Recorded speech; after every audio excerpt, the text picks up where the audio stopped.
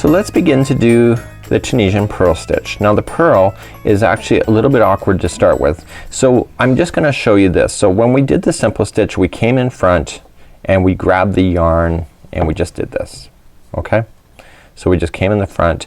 But do you see where this yarn is? It's coming out toward the back and we just kinda loop around. No big deal. Just like this. Okay, and so you can see that it's returning back to the simple stitch even though we were just doing the Tunisian knitting a few moments ago. So what you need to pay attention to is that the purl stitch is slightly different.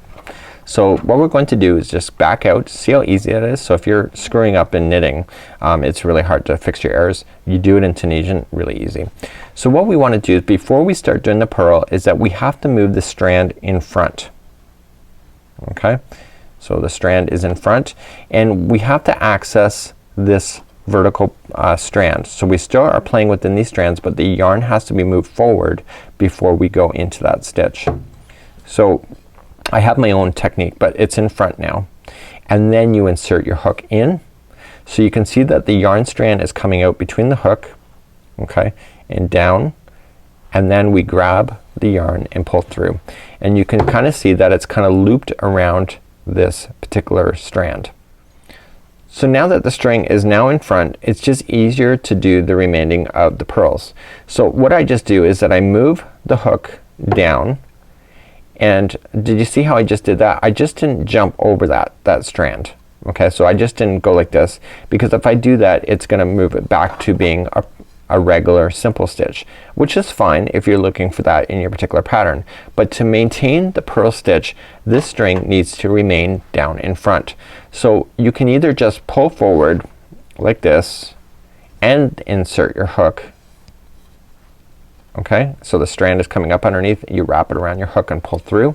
You can do that, but it's very time consuming. So what I do is that when I go to insert into the post or into the strand here, so what I just do is that I move the hook and then I just make sure this yarn is in front.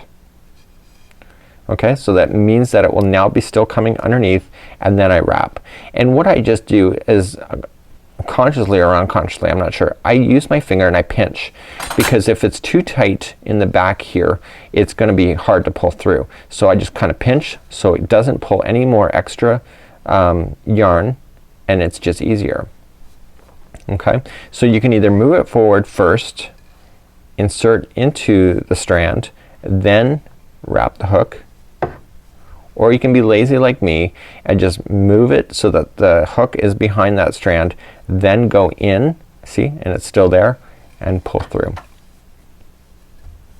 Okay, so just moving it in front. So I'm not looping it or anything, I'm just making sure my hook is in the right position, and I'm just doing this. Okay, and what this is doing is creating a purl. Now it's still creating your vertical strings to play with, so it doesn't change any of that fact at all, and it makes it really kind of easy to follow. So you can either move it forward manually and then wrap, or just do it with the slight motion of your hook.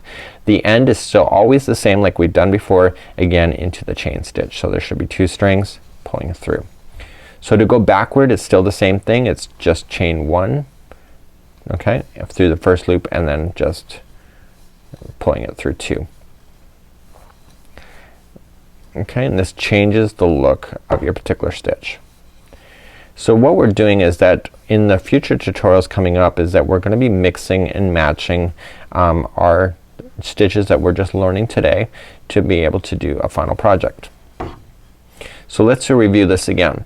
So we're gonna start off and you have to move that yarn forward. So what I just do is just I move my hook so it brings that yarn underneath on its own, and then I wrap and pull through. It's not lazy, it's sensible, because nobody has time to waste on steps that you don't really need to do. So you see how I'm just kind of pinching that? It just makes it a lot easier. So I just pinch and hold, because if you don't pinch it, I find it just adds too much extra tension to be able to fight with, and so you just get your thumb just ready to pinch.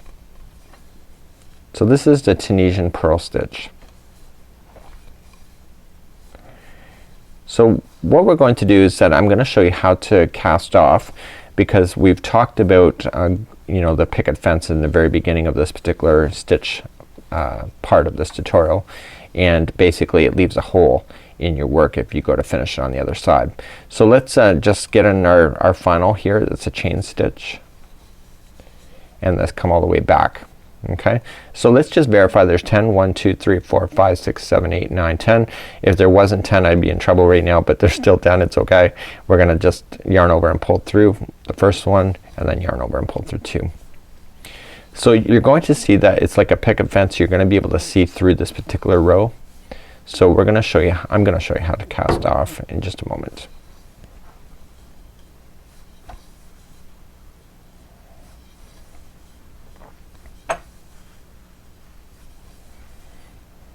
Okay, so you can't just finish right now because you'll end up on the edge that has these massive holes in it, unless that's the look you're going for, but then it's not consistent with the other side that is completely filled in.